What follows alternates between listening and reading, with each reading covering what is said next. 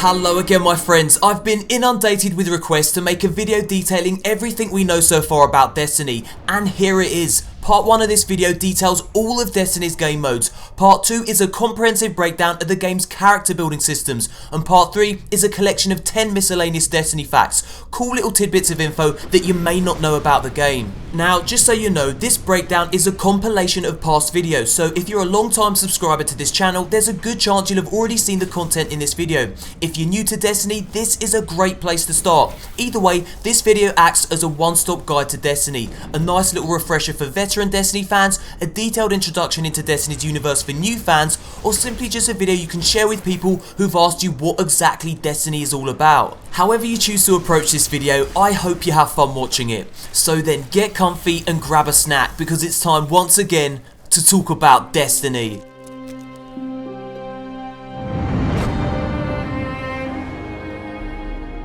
Hello again my friends, ever since Bungie's info embargo lifted, the internet has been flooded with fresh details of Destiny's universe. This video is a comprehensive breakdown of everything new that's come to light, including a meticulous analysis of Destiny's Strike gameplay trailer. That's right my friends, it's time once again to talk about Destiny.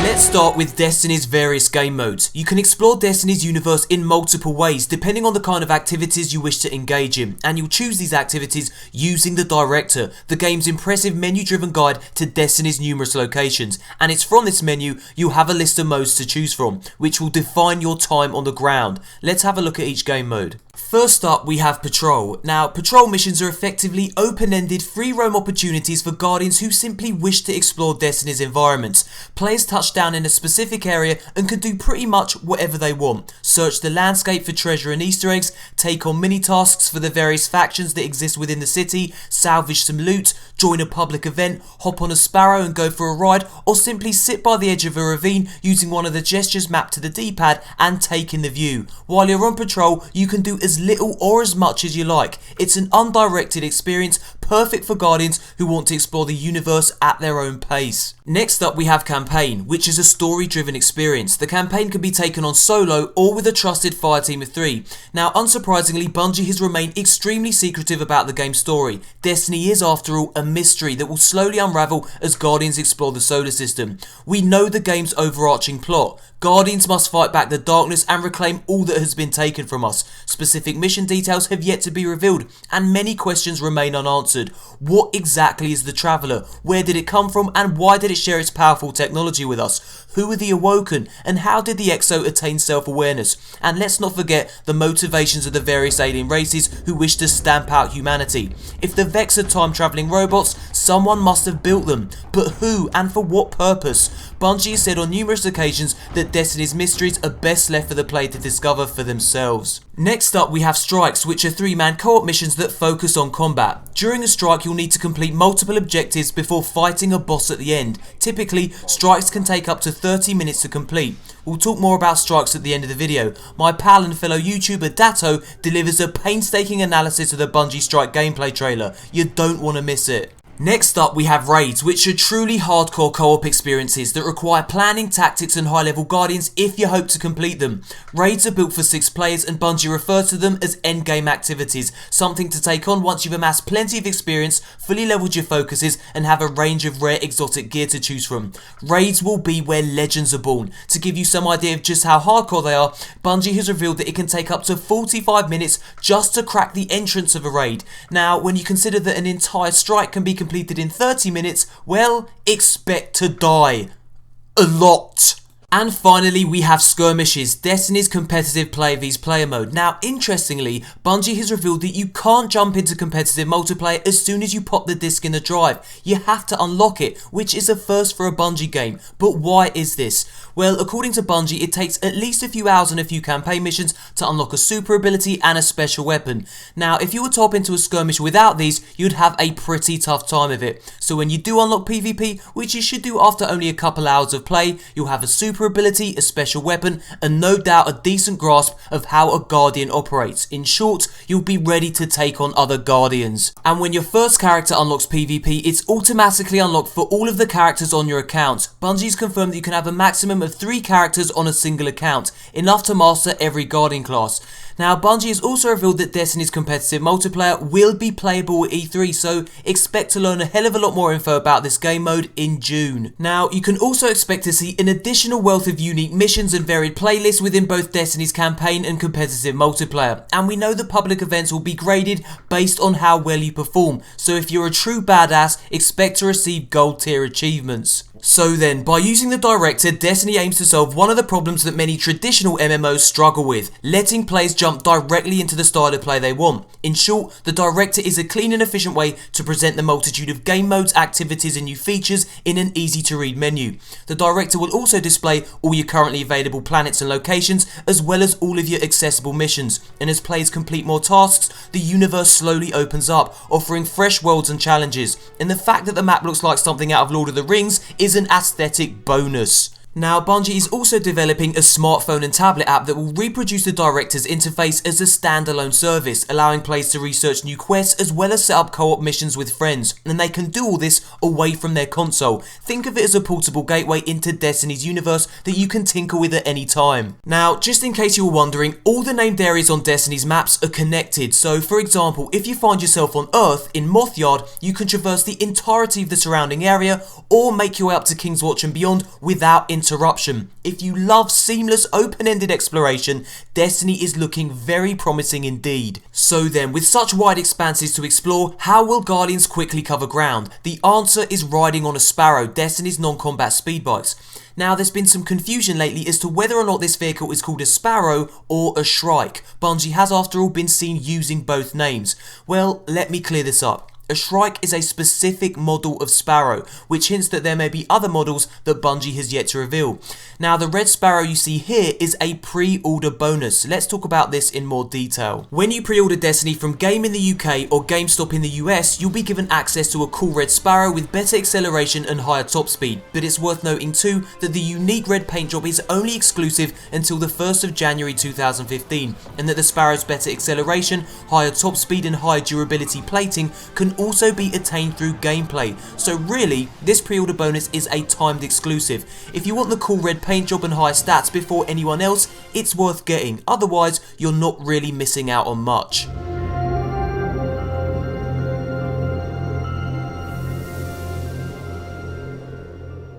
So then, we've talked about patrols, campaigns, strikes, raids, skirmishes and public events, not to mention the wealth of campaign side quests and the various game modes that have yet to be revealed in Destiny's competitive PvP. The amount of content packed into Destiny's universe is nothing short of staggering. And there's more. Bungie has also confirmed faction missions. Now, one of the most frequently asked questions I still get is about factions, specifically what purpose do factions serve? Well, I'm going to detail everything we know about them so far and shed some light on their role in Destiny's universe.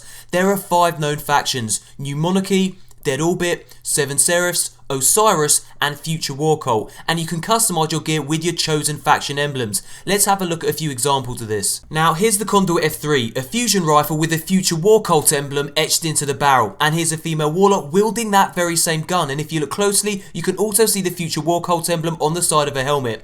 Now, this gameplay footage shows a shotgun also decorated with the Future War Cult emblem. Not only is this weapon a lethal close quarter death dealer, it also advertises your faction allegiance. A quick glance at your gun is all it takes to let other Guardians know that you side with Future War Cult. And yes, you can even decorate your personal spaceship with your chosen faction emblem. In this case, it's Dead Orbit. So then, it's safe to assume that factions must play a significant role in Destiny's universe. Let's have a look at this role in more detail. Now, within Destiny's fiction, Guardians fight against one another in support of various competing factions in the city, and these skirmishes play out in contested arenas across the solar system. Guardians are employed by these factions, who were also integral to forming the city. So then, it appears appears that factions are tied into Destiny's competitive multiplayer and the overarching lore of Destiny's universe. They explain why Guardians fight one another in arenas across the solar system. This fascinating glimpse into the fiction of Destiny's factions shows that Bungie wants to tie every aspect of the game into its story. Competitive multiplayer isn't simply a standalone game mode, it has its own lore that is seamlessly integrated into Destiny's universe. And now we know about faction missions. Now all 5 factions will be represented in the city and they'll give you assignments depending on your faction allegiance, but you can also pick up these missions on the fly when you're out exploring. You'll be alerted via communication spikes in the ground. Now I'm guessing that these are some kind of audio beacons that notify you of nearby faction missions. Completing these missions will unlock rewards and help you understand the motivations of each faction, and generally add yet another layer of richness to Destiny's universe. Now while we're on the subject of factions, Bungie posted this picture in their latest weekly update. It shows Guardians gathered around a large table inside the tower. Faction banners hang from the ceiling. Now Bungie calls the Guardians in this image mentors. This is the first time I've heard Guardians with this particular title, and it raises a lot of questions. Are mentors only found in the tower? What exactly is their role? Now their name suggests that they are some kind of counsellors. Perhaps they act as the city's war cabinet, advising Guardians about missions and the dangers that lurk outside the city walls. And could mentors possibly be what Bungie used to call the Vanguard? Remember, Destiny is still in flux and name changes are still very much a possibility. I guess we'll know more come E3, where Bungie has promised they'll reveal more tower activities as well as new beta info, the chance to play competitive multiplayer, and even a little more info about the game's story. Now the tower is also home to your vault. While playing Destiny you'll sometimes find gear that's beyond your character, and this is where the vault comes in. If you find a powerful weapon you want to keep for later, you can pop it in your vault and even trade it between the 3 characters on your account. Now when asked whether items can then be traded between other Guardians, Bungie said it's certainly an interesting idea and it's something we'll have to investigate. Personally, I'd love to see a legit trading system in the game. And when Guardians do try on new gear, you'll have the ability to zoom in and examine it in more detail. That way you'll be able to fully appreciate the intricate detail on this Hunter's wolf engraved chestplate. Now, one of the most exciting new things I've heard about Destiny is that Bungie's building a world where something new happens every single day. Bungie's Chief Operating Officer Pete Parsons explains how this is going to work. He says, "This is a real operation. We've got shifts that are working 12 hours a day, 7 days a week, and soon there'll be people operating our data center 24 hours a day, 7 days a week, and they'll never leave for the next 10 years. Bungie has a whole team of people who work shifts no matter what, because that's the kind of world we're building. We have a programming chart which essentially says one thing. There's going to be something new to do every single day inside of Destiny from the moment players enter our world for the first time." Now, let me just repeat that. Bungie has a team working 24 hours a day, 7 days a week for the next 10 years to bring you daily content. Fuck. Unsurprisingly, Destiny is one of the most expensive video game development and publishing projects of all time. This level of devotion to provide players content post-launch from day 1 onwards and then every day for 10 years, well, it's almost inconceivable.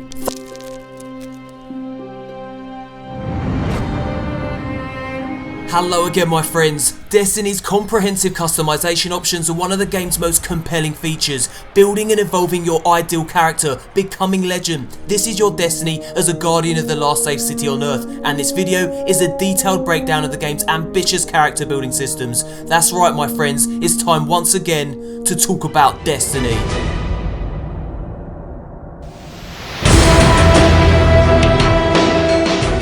Let's start with Destiny's Guardian abilities. Now, each class in Destiny has a focus, and your focus will define how you play the game. Offensive, defensive, support, stealth, whichever role you wish to adopt, there'll be a focus that complements your particular playstyle.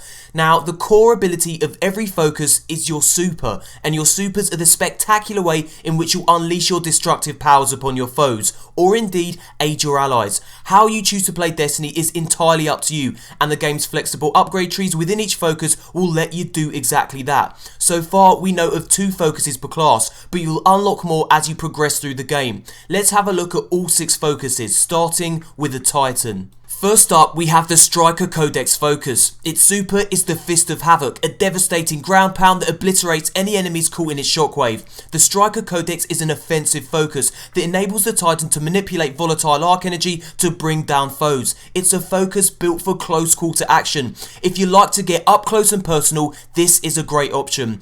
Now, the Striker Codex also includes an upgrade tree that will allow you to wield the Fist of Havoc with greater efficiency. For example, improved sprint and reduced enemy melee damage will allow you to rush a large group of enemies, unleash the Fist of Havoc, and then pull out with minimal damage. The next Titan focus we're going to look at is called the Defender Codex, and its super is the Ward of Dawn, also referred to as the Void Barrier, a protective ability that encases your guardian in a bullet-repelling bubble. The Defender Codex is obviously a defensive focus, built around strong protective elements as opposed to outright damage. Now, the Defender Codex includes an upgrade tree that tweaks the Ward of Dawn to buff allies who stand within its protective shield, to actually follow the Titan who equips it, or to remain stationary. The Defender Codex is particularly effective for zone control and defending specific areas on the map during competitive multiplayer. Next up we have the Hunter, and the first focus we're going to look at is Gunslinger. Its super is the Golden Gun, a lethal one-shot killing machine able to obliterate groups of enemies with a single squeeze of the trigger. Now, the Gunslinger is an all-out offensive focus ideal for targeted high damage attacks against a single enemy. Need something dead in a hurry? This is the focus for you. Now, the Golden Gun has 3 shots per use. Any hunter wielding it is endowed with deadly single shot takedowns, and on a personal note, this is one of my favourite supers. The next hunter focus we're going to look at is Edgewalker, and its super is the Arc Blade, which allows you to summon an electrically charged energy blade to cut your enemies to shreds before they have time to react. The Edgewalker is a single strike melee focus built for deadly efficiency and agility, and its Arc Blade super allows you to move into dangerous situations with multiple enemies, burn through them with great speed, and clear out space for your team to then move through. And finally we have the Warlock, and the first focus we're going to look at is the Order of the Void. Its super is the Nova Bomb, an ability that allows the Warlock to unleash a lethal blast of purple light, which when used mid-air, rains down death from above. Now, the Order of the Void is a powerful offensive focus ideal for taking out groups of enemies from afar. The Nova Bomb's long-range mid-air projectiles allows the Warlock to keep a safe distance while simultaneously doling out serious damage. Now, the Warlock has been seen to unleash 3 balls of purple light simultaneously, which is likely something you'll unlock as you progress through the Order of the Void's upgrade tree. The next Warlock focus we're going to look at is the Order of the Sun. Its super is Radiance, which acts as a buff, enhancing the stats of your entire fire team for a limited period. Melee attacks, grenades and other abilities become more powerful. Now, the Order of the Sun is a support focus built around buffing and protecting allies.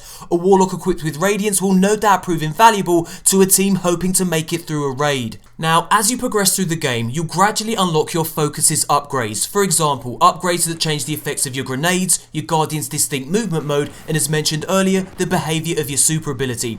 According to a journalist who was invited to play a pre-alpha build of the game, focuses have 8 levels of upgrades. Now, here's where things start to get really interesting. Players can choose to lock down their focus. Let me explain what this means. After experimenting with various focuses, you'll no doubt find something that really suits your playstyle. For example, you may find the Gunslinger focus an ideal match for your ultra offensive style of play. And if you're really happy with the upgrade choices you've made, you might consider locking this particular focus down. And once you do this, you're rewarded with additional benefits. Your stats may increase, you may become more powerful or level up a lot faster. In short, when you decide to commit to a focus, your Guardian benefits from a performance boost. Now, Bungie also describes another benefit of locking down focuses. Here's how Bungie's design lead Lars Backen explains it. We look at how you customize your Guardian's abilities as a crucial way for you to differentiate and distinguish yourself from other players. If everyone could just flip their abilities freely, everyone's kind of the same. So when you come up with a clever way of playing your character, everybody is just a couple of minutes away from duplicating your successes. That's not as interesting as locking down your character and benefiting from the resulting performance boost.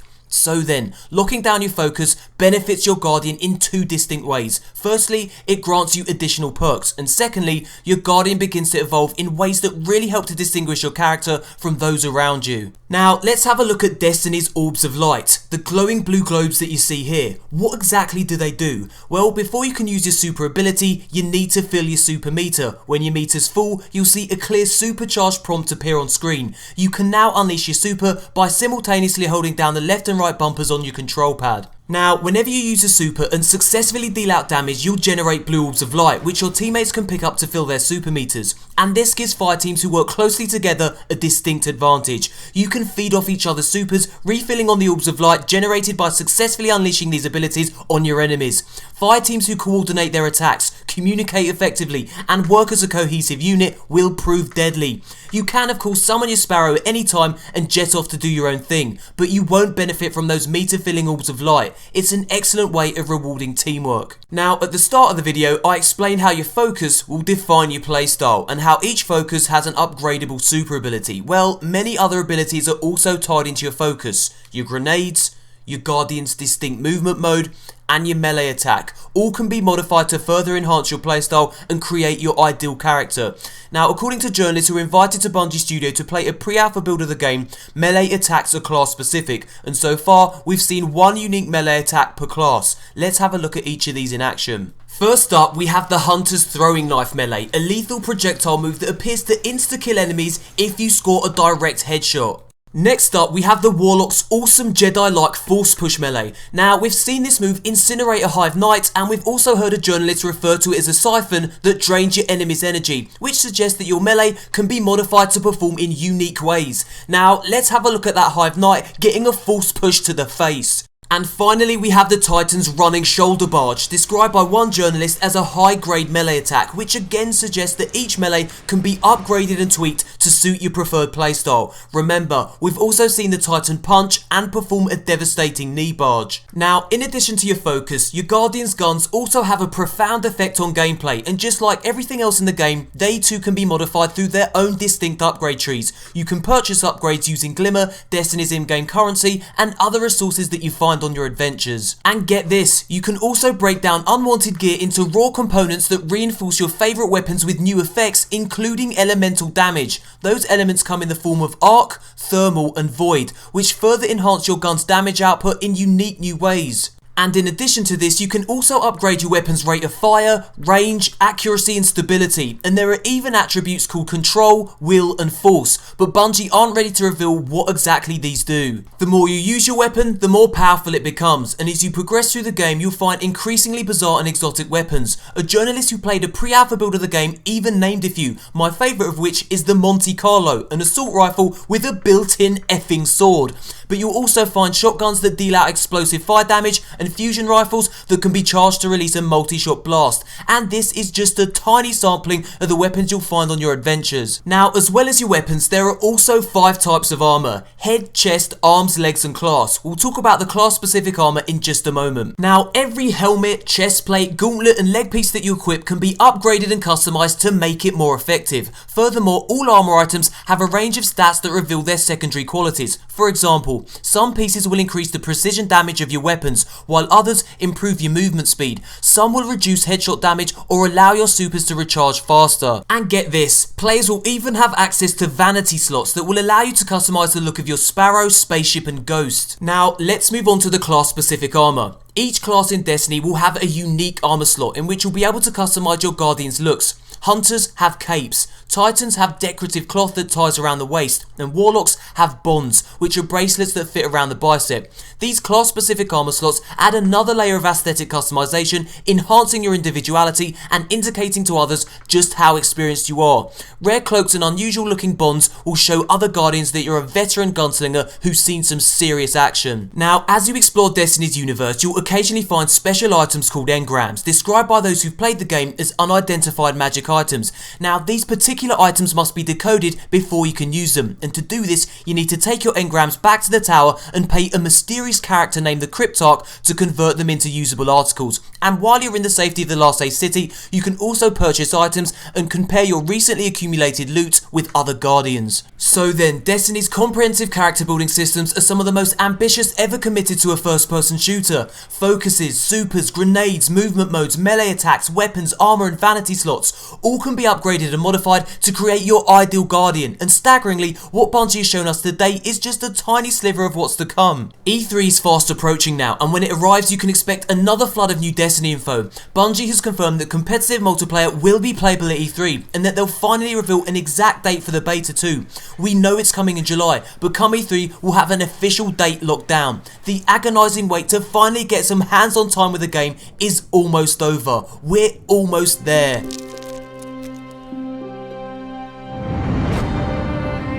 Hello again my friends, welcome to my top 10 list of miscellaneous Destiny facts, 10 cool things you may not know about the game, so without further ado, let's get into it. In at number 1, secret ghosts. Now, you're probably already aware that your ghost, voiced by the awesome Peter Dinklage, is your hovering AI companion. When you call it into action, your ghost will ping out a beacon that marks your fireteam and objective locations. It also provides an essential source of light as you explore dark dungeons and can hack machines found around the world. But did you know that you'll also be able to find deactivated ghosts hidden in various locations around Destiny's universe? The purpose of these abandoned units remains a mystery, but you can expect them to reveal secrets about the surrounding area when you find and reactivate them. In at number 2, multiplayer maps. Now, this screenshot gives us a sneak peek at the new profile page you'll eventually have access to when you sign up to Bungie.net. If we zoom in and enhance the image of the Warlock, we see that it reads last played Crucible on High Ground. Now, Crucible is linked to Destiny's competitive multiplayer and could well be the name of a PvP game mode. Halo fans will know that High Ground is a multiplayer map in Halo 3, but what's it doing in a Destiny game? Well, it's likely just a placeholder until official names are locked down, or it could be a nostalgic nod to the past. In at number 3, Halo Easter eggs. Now, speaking of nostalgic nods to the past, Bungie has a history of planting references and Easter eggs to past titles in their games, and it appears that Destiny will be no exception. When asked by a journalist whether or not Destiny would contain any Easter eggs that reference past games, here's how Bungie's Chief Operating Officer Pete Parsons responded. But certainly, we care a lot about our culture. We care a lot about who we are. We care a lot about and love the games of the past, and so I think you'll see, one or two nods here and there. So then, according to Pete Parsons, you can expect to see 1 or 2 nods to past Bungie games in Destiny. But will there be Halo Easter eggs? Almost certainly. If you want to watch the full interview with Pete Parsons, I've left a link to it in the description box below. In at number 4, musical loot. Now, when you're exploring for loot in Destiny, you'll hear an audio cue when you're near treasure that you can't actually see. Now, anyone who's played the original Crackdown will no doubt feel a pleasant pang of nostalgia. In at number 5, Guardian Mentors. Now, here's a rare glimpse inside the tower of the last safe city on Earth. The Guardians you see gathered around the table are called Mentors. The role they play in Destiny's universe remains a mystery, but their name suggests that they're some kind of counsellors. Perhaps they act as the city's war cabinet, advising Guardians about missions and the dangers that lurk outside the city walls. In at number 6, engrams. Now, as you explore Destiny's universe, you'll occasionally find special items called engrams, described by those who played the game as unidentified magic items.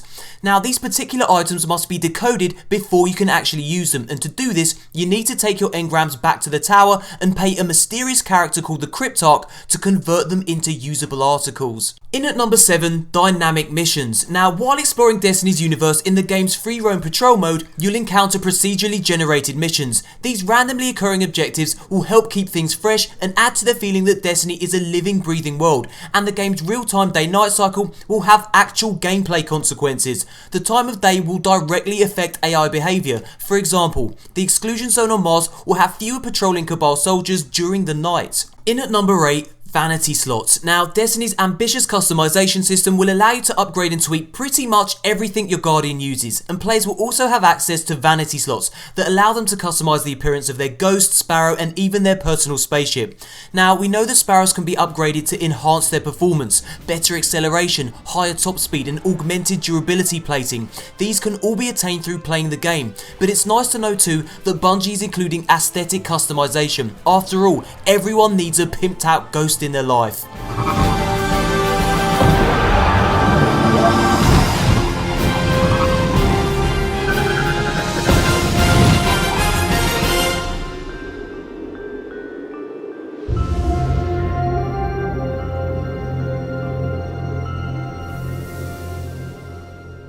In at number 9, trading cards. So far, Bungie has released a total of 17 trading cards, and here's what Bungie has to say about them. The trading cards that we've been passing out at live events are yours to keep, but feel free to share the code with friends or even total strangers.